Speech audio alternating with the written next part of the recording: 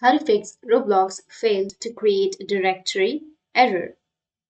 So if you want to fix the Roblox failed to create directory error, then what you need to do is you just need to simply right click on your Windows and go with run. Once you're under the run window, now you just need to simply enter percentage, AppData percentage, and hit the enter.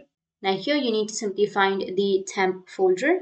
To do that, you need to open up the AppData at first and then go with local. Under local, you need to scroll down and you'll have temp. Open up your temp, and under your temp, you need to go with Roblox folder. Once you have the Roblox folder, you just need to simply go and delete the Roblox folder from here.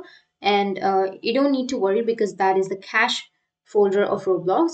And once you've deleted, you need to go with local again. And under local here, you will have your Roblox. So simply search for Roblox. And once you open up your Roblox folder, you will have the versions folder. So you just need to simply go with versions and you need to select the version that you're using. And you just need to simply right click on it and then go with disable full screen optimizations. And you will have an option of run this program as an administrator. You just need to simply click on it.